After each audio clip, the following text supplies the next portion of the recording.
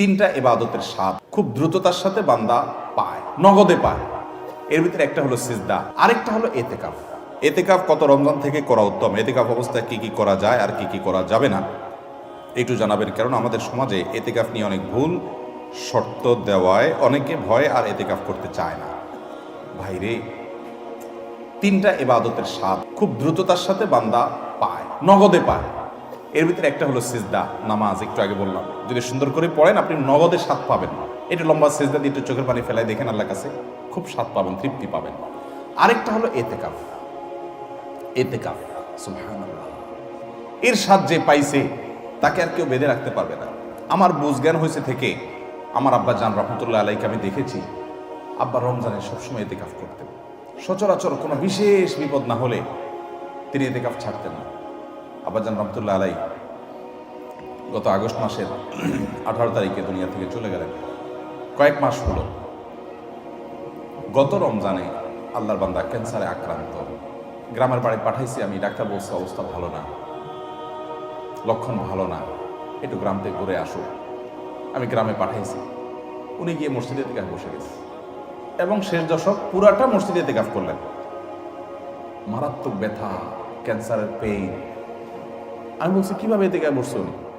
আম্মা বলে যে উনি এতেকাফ বসছে, উনি বলে যে আমি ভালো আছি, তোমাদের টেনশন করা লাগবে না, এতেকাফ ছাড়া আমি থাকতে পারবো না। শেষ দশক পুরোটা এতেকাফ করলেন। আজকের এই রমজানে আল্লাহর বান্দা কবরের বাসিন্দা। আমি নিজে আলহামদুলিল্লাহ চেষ্টা করি রমজান এতেকাফ করার, চেষ্টা করি। খুব বিশেষ অসুবিধা না হলে আমার বুঝবেন হচ্ছে আমি চেষ্টা করি। আমল অন্য আমল করতে পারি না, এটা ছাড়ার চেষ্টা করি না, মানে এটা ছাড়তে চাই না, চেষ্টা করি এটা করার। এতেকাফের নগদ স্বাদ পাওয়া যায় ভাই, অভূতপূর্ব এক স্বাদ। যারা করেছেন তারা জানেন। আল্লাহর ঘরে একটু বসে যান, বসে ইবাদতবন্দি করেন। আপনার ফিল হবে কি জানেন? ফিল হবে গাট্টি বসকা নিয়ে আল্লাহর চৌকাঠে এসে পড়ে গেছে, এরকমটা ফিল হবে, অনুভব হবে, অসম্ভব ভালো লাগা কাজ করবে। বিশেষ করে এই মোবাইল টিপি দুনিয়ার হাজারটা কাজে, ইজি কাজে বিজি থাকার এই সময় 10টা দিনের জন্য আপনি নিজেকে বন্দি করে ফেলেন মসজিদে, অন্যরকম একটা স্বাদ পাবেন। আরেকটা ইবাদতের স্বাদ নগদ পাওয়া যায়, অনেক ইবাদতের স্বাদই নগদ পাওয়া যায়। আমি তিনটা আমার অভিজ্ঞতার আলোকে বলছি। সেটা হলো আরাফাতের ময়দানের দোয়া। আল্লাহ যাদেরকে তৌফিক দিয়েছেন তারা জানেন কি তৃপ্তি, কি স্বাদ, কি ভালো লাগা। সেই দুপুর থেকে দোয়া একদম সূর্য অস্ত যাওয়া পর পর্যন্ত লম্বা সময়, কয়েক ঘন্টা পর্যন্ত চাইতে চাইতে আল্লাহর কাছে মন ভরে চাওয়া যায়, খুব ভালো লাগে কাজ করে। আল্লাহ আমাদেরকে সব ইবাদতের স্বাদ পাওয়ার তৌফিক দান করুন। তাহলে ভাইরা আমার, এতেকাফ ইনশাআল্লাহ আমরা করবো তো? আল্লাহ চাহেন তো? খুব লজ্জার কথা যে আমাদের দেশের মসজিদগুলোতে এতেকাফের জন্য টাকা দিয়ে লোক ভাড়া করা লাগে, আছে না নাই? আহারে কপাল পড়া রে। নবী করিম সাল্লাল্লাহু আলাইহি সাল্লাম রমজানের রোজা ফরজ হওয়ার পর থেকে নিয়ে তৃতীয় হিজরিতে, দ্বিতীয় বা তৃতীয় হিজরিতে রমজান রোজা ফরজ হওয়ার পর থেকে নিয়ে তার ওয়াফাতের আগ পর্যন্ত একটি বারের জন্য এতেকাফ ছাড়া থাকেন নাই। যে আমলটা নবী করিম সাল্লাল্লাহু আলাইহি সাল্লামের জীবনে একবারও ছাড়েন নাই, আমরা বেশিরভাগ লোক জীবনে একবারও করি নাই। হাত তোলেন দেখি কারা কারা এতেকাফ করছেন মসজিদ 10 দিন রমজানে, শেষ 10 দিন ফুল এতেকাফ করছেন, জীবনে একবার হলেও করছেন যারা হাত তোলেন।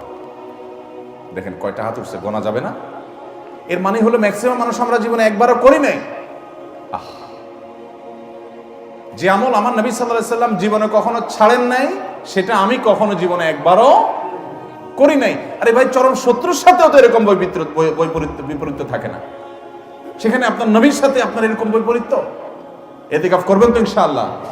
আপনি কিসের বিজি? আপনি আমার নবীর চাইতে আপনি বেশি বিজি, যিনি কাফাতুন নাসের কাছে রাসূল হয়ে এসেছেন, যিনি রাহমাতুল লিল আলামিন ছিলেন, গোটা পৃথিবীর মানুষের জিম্মাদারি যার মাথায় ছিল, মদিনা রাষ্ট্রের প্রধান যিনি ছিলেন, শেষ 10 দিন আসছে সব কাজ বন্ধ, মসজিদে এসে পড়ে যেতেন। উনি যদি পারেন, আপনি কি ব্যস্ত? এতেকাফ করবো তো ইনশাআল্লাহ। রমজানের শেষ দশকে এতেকাফ করবেন, সামনের বছর নিয়ত করছেন যারা, হাত তোলেন দেখি। সিরিয়াস যারা নিয়ত করছেন, আল্লাহ আমাদের তৌফিক দান করুন, আর বাকিদেরকে আল্লাহ তাআলা নিয়ত করার তৌফিক দান করুন। এতেকাফ করবো তো ইনশাআল্লাহ। এতেকাফ করার অবস্থা কি কি নিষেধ? এতেকাফের বাইরে আপনার যা যা নিষেধ, এতেকাফ অবস্থা তা নিষেধ। হারাম কোনো কাজ তো বাইরেও করা যাবে না, মসজিদেও করা যাবে না। তবে এতেকাফরত অবস্থায় আপনি দুনিয়ার কাজ কাম এতেকাফে বসে বসে করবেন না। একান্ত যেটা বাধ্য, আপনার ব্যবসা বাণিজ্য অন্যান্য কাজ যেগুলো না করলে নয়, আপনি মসজিদে বসে ওইটার উপর আপনার ডিপেন্ডেন্ট, আপনার চলতে হয়। আপনি জরুরি 2-4টা কাজ করা লাগলো, সেগুলো করলেন।